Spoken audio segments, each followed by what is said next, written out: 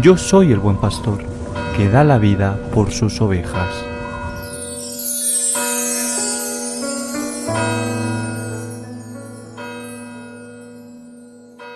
El Señor esté con vosotros. Y con tu espíritu. Lectura del Santo Evangelio según San Lucas. Gloria a ti, Señor. En aquel tiempo decía Jesús a sus discípulos: ganaos amigos con el dinero de iniquidad, para que cuando os falte os reciban en las moradas eternas. El que es fiel en lo poco, también en lo mucho es fiel. El que es injusto en lo poco, también en lo mucho es injusto. Pues si no fuisteis fieles en la riqueza injusta, ¿quién os confiará la verdadera? Si no fuisteis fieles en lo ajeno o lo vuestro, ¿quién os lo dará? Ningún siervo puede servir a dos señores, porque o bien aborrecerá a uno y amará al otro, o bien se dedicará al primero y no hará caso al segundo. No podéis servir a Dios y al dinero. Los fariseos, que eran amigos del dinero, estaban escuchando todo esto y se burlaban de él.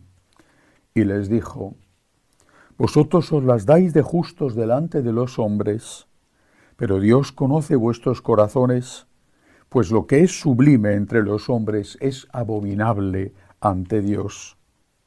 Palabra del Señor. Gloria a ti, Señor Jesús. Continúa este fragmento del Evangelio de San Lucas, lo que meditamos ayer, con aquella parábola que contaba el Señor del administrador injusto. La importancia de la limosna, no solo de la limosna del dinero, también la del tiempo. La importancia de la limosna, que quizá ha quedado desfigurada en los últimos años. Antes, por ejemplo, los católicos sabían que tenían el deber, y que era un mandamiento, de ayudar a la Iglesia en sus necesidades y ayudar a la gente en sus necesidades, y para eso se daba el diezmo. Todo esto ha desaparecido, no digo absolutamente, pero sí en la mayor parte de los católicos practicantes. La limosna, la caridad, repito, no solamente de dinero, la limosna no es una opción, para nosotros que es una obligación. La parábola del buen samaritano nos la está recordando continuamente. No se trata solo de no hacer el mal. ¿Cómo queremos que se porten con nosotros?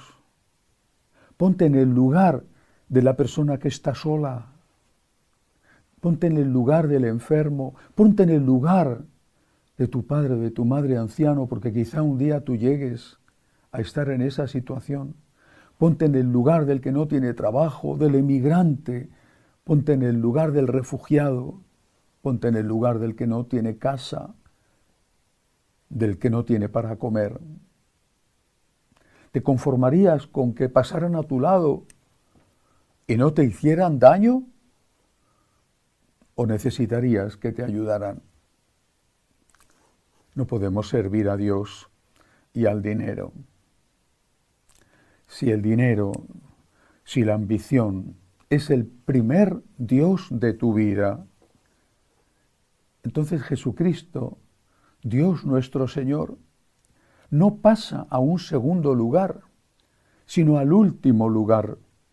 O Dios está en el primer lugar o Dios está en el último, porque después del dinero vendrán otras cosas, otros dioses, por ejemplo, el prestigio, el qué dirá la gente, incluso cosas como pecados, como la lujuria, que va tan unida a la ambición, tan unida.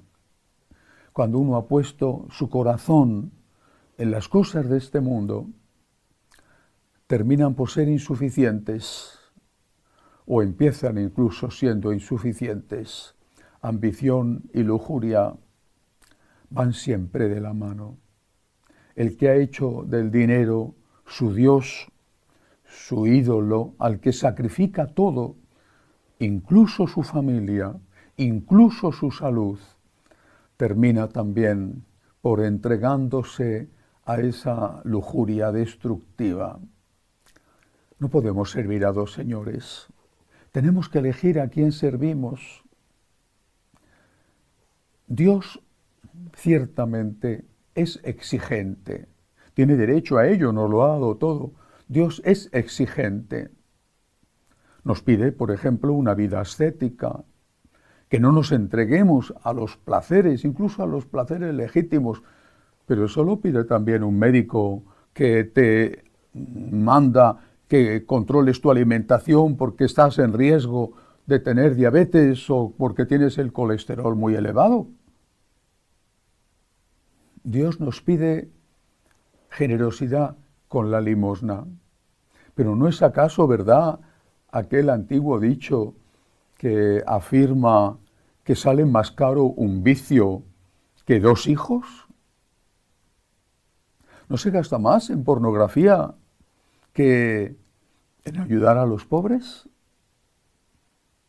¿O no se gasta más en viajes, el que puede hacerlos, que en dedicar una parte de esos viajes a socorrer al necesitado, reduciendo algo los gastos, los lujos, los caprichos de esos viajes? Cuando el Señor exige, y repito, tiene derecho, cuando el Señor pide, lo hace por nuestro bien. Pero el que no es capaz de adorar a Dios y de pagar el precio de esa adoración, empieza a adorar a otros dioses. Y esos otros dioses exigen un precio mayor. Los vicios son más caros que las virtudes. Por nuestro bien, adoremos a Dios y no al demonio.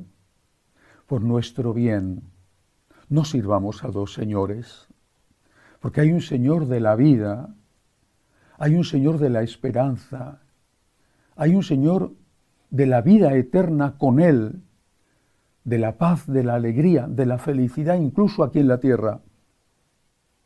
Y hay otro Señor, inferior a Él, pero poderoso, al que muchos quieren servir, vender el alma al diablo, adorando al demonio de la ambición, al demonio de la lujuria, al demonio de la pereza.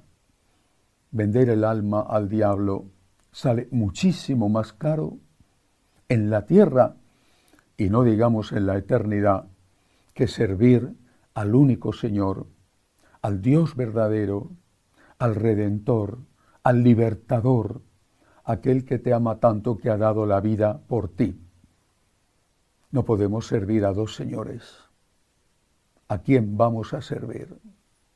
¿Al que da la vida por nosotros o al que nos quita la vida? Si fuéramos un mínimo de inteligentes, diríamos al Señor: cuenta conmigo para lo que quieras. Y añadiríamos esa preciosa frase de San Agustín: dame, Señor, lo que me pides y pídeme lo que quieras. Dame, Señor, la fuerza que necesito para hacer siempre tu voluntad y servirte a ti, mi Dios y mi único Señor. Que así sea.